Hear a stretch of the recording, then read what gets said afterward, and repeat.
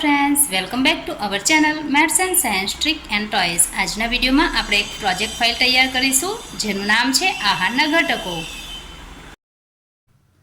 હવે આપણે જોઈશું આહારના ઘટકનો સૌપ્રથમ સ્ત્રોત છે કાર્બોદિત, જે આપણને ચોખા, ઘઉં,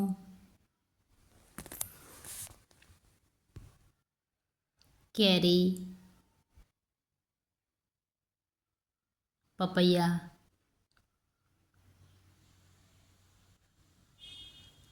ગોળ,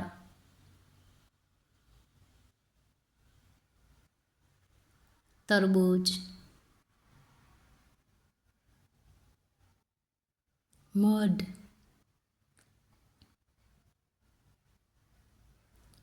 સફરજન, કેળા,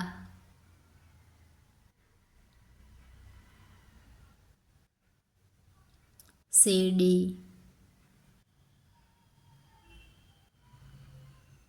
ચીકુ, મકાઈ,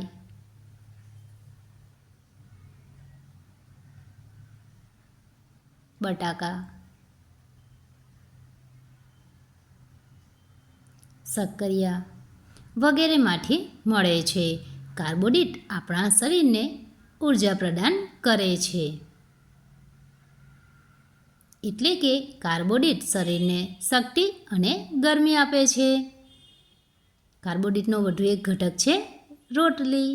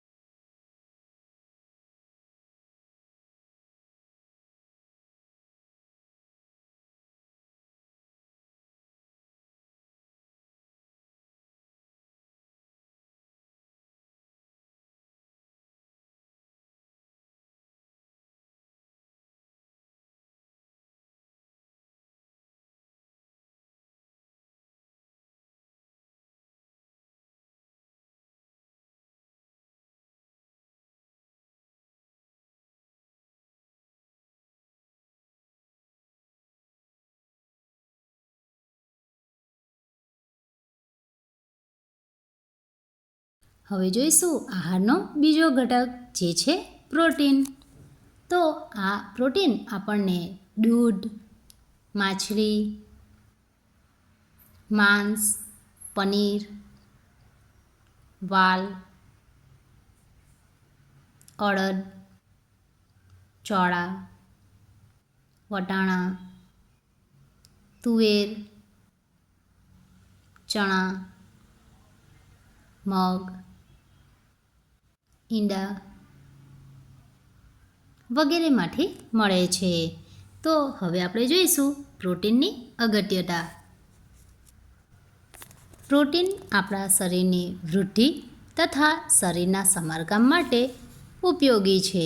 પ્રોટીન યુક્ત ખોરાકને શરીરવર્ધક ખોરાક તરીકે પણ ઓળખવામાં આવે છે.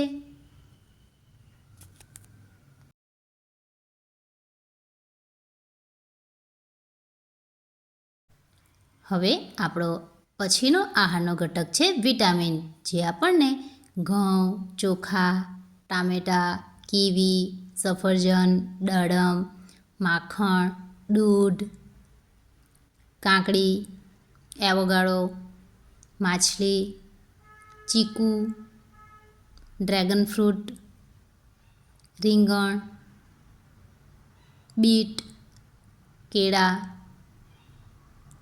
સ્ટ્રોબેરી, બટાકા વગેરેમાંથી મળે છે.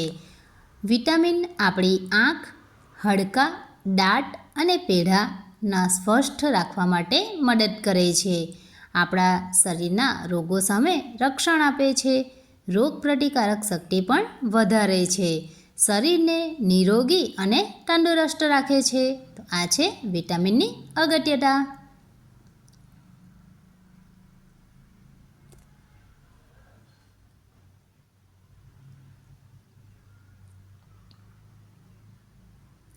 ત્યારબાદ આહારનો બીજો એક ઘટક છે ખનિજ ક્ષાર, જે આપણને ઘઉં, શિમલા મિર્ચ, મકાઈ, માછલી, લીલા પાંદડાવાળા શાકભાજી, લેટ્યુસ,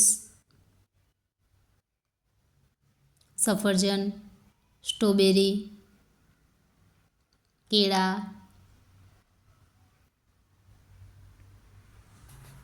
માંસ, બ્રોકલી,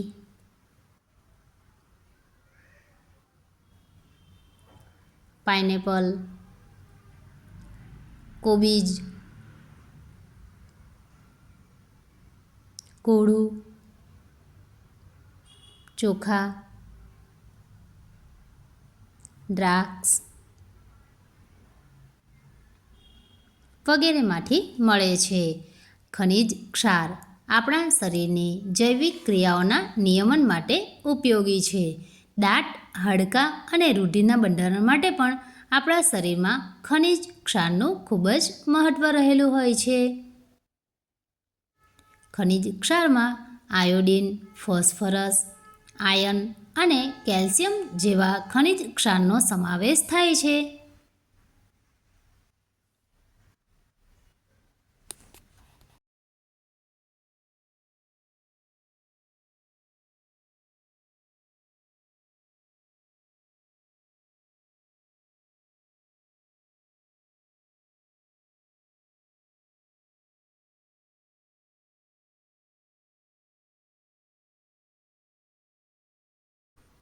ત્યારબાદ છે પાચક રેસા, જે આપણને સફરજન, બાજરી, કેરી, રીંગણ, તરબૂચ, મકાઈ, લીંબુ, ગાજર, વટાણા, કાકડી, દાળ, પપૈયા, એવોકાડો, પેરું, દાડમ, ચેરી, સ્ટ્રોબેરી, મરચું વગેરે જેવા ફળ, શાકભાજી અને ધાન્યોમાંથી મળે છે. પાચક રેસા, જેને આપણે વૃક્ષાંશ તરીકે પણ ઓળખીએ છીએ. વૃક્ષાંશ આપણા શરીરમાં પોષક દ્રવ્યો પ્રદાન કરતા નથી, પણ તે આપણા ભોજનનો આવશ્યક ઘટક છે. રેસાઓ અપાચિત ખોરાકને આપણા શરીરમાંથી બહાર કાઢવામાં મદદ કરે છે.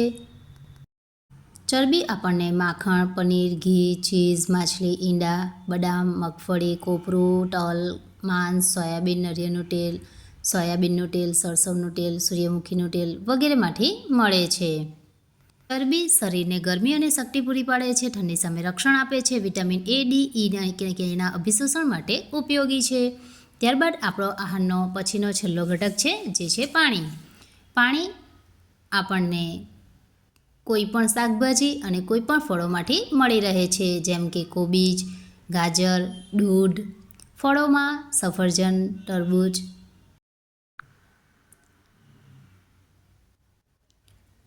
ચીકુ વગેરેમાંથી મળી રહે છે.